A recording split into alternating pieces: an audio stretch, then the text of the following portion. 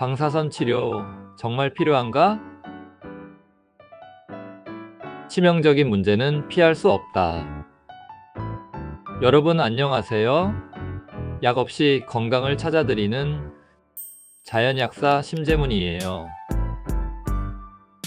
오늘은 암 치료에서 많은 분들이 당연히 받아야 하는 치료라고 생각하는 방사선 치료의 진짜 얼굴을 이야기해 보려고 해요. 병원에서는 흔히 이렇게 말해요. 수술 후 예방 차원으로 방사선 조금만 하죠. 보이지 않는 암세포까지 제거해야 합니다. 그런데 이 약국에서 암 환자분들을 오랫동안 상담해보니 수술보다 더 힘들어한 치료가 바로 방사선 치료였어요. 그래서 저는 분명히 말씀드려요.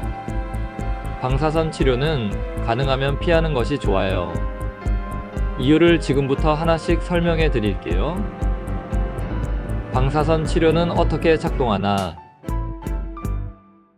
방사선 치료는 고에너지 광선을 인체에 쏴서요.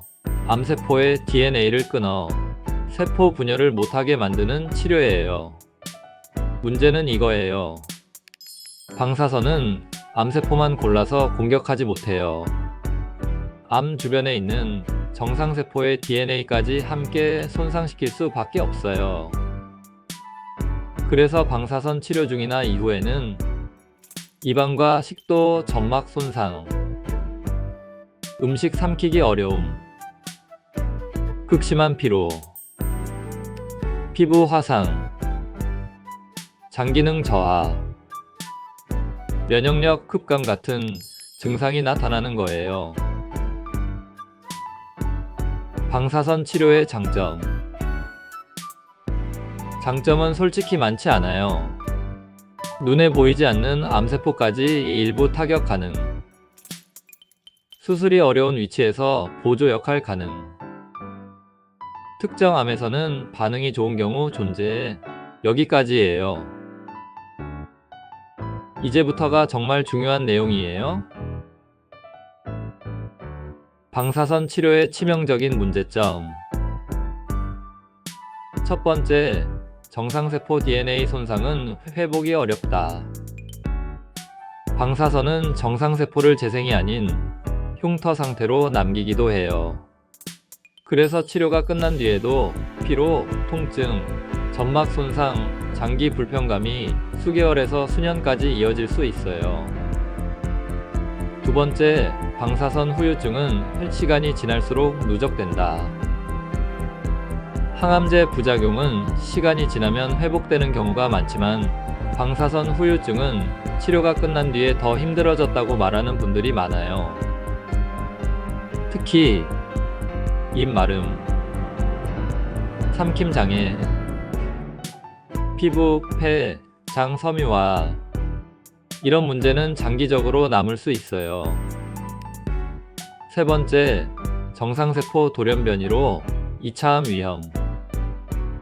방사선은 유전자를 직접 손상시키기 때문에 드물지만 정상세포가 돌연변이를 일으켜 새로운 암으로 발전할 가능성이 있어요. 확률이 높지 않더라도 치료 때문에 또 다른 암이 생길 수 있다는 사실 자체가 방사선 치료의 가장 큰 그림자예요. 네 번째, 면역력 붕괴로 재발 위험 증가. 방사선은 강력한 면역 억제 요인이에요. 면역력이 떨어지면 남아있던 암세포가 오히려 힘을 얻기 쉬워요.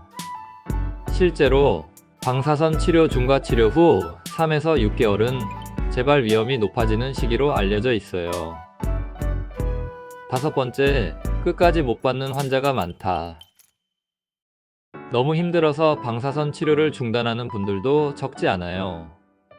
문제는 반쯤 받은 방사선은 효과는 줄고 부작용은 그대로 남는다는 거예요. 그래서 저는 가능하다면 방사선 치료는 아주 신중하게 결정해야 한다고 말씀드려요. 방사선 대신 무엇을 선택해야 하나? 방사선을 피한다고 해서 아무것도 안 하면 안 돼요. 그 자리를 자연치유가 제대로 채워야 해요. 자연치유의 핵심은 이거예요. 암이 자라기 어려운 몸 환경을 만드는 것. 첫 번째, 항염 항산화 식단. 염증을 낮추고 세포 손상을 줄여요. 다양한 채소, 항산화 식품, 오메가3가 핵심이에요. 두 번째, 면역력 회복 영양요법. 방사선이 무너뜨리는 면역을 자연 치유는 다시 세워요. 비타민 D, 아연, 셀레늄, NAC, 글루타치온, 유익균은 면역 회복의 기본이에요. 세 번째, 장기 점막 재생 관리. 방사선이 가장 많이 손상시키는 장, 점막, 폐, 피부를 자연스럽게 재생시키는 전략이 필요해요. 네 번째, 스트레스, 수면, 호흡 관리. 스트레스 호르몬이 낮아질수록 면역은 다시 살아나요. 명상과 호흡은 면역세포 활성과 깊은 관련이 있다는 연구도 많아요. 자연 치유로 건강을 회복하는 삶. 방사선 치료는 분명 의미 있는 치료일 수도 있어요. 하지만 그만큼 리스크가 크고 후유증도 길어요.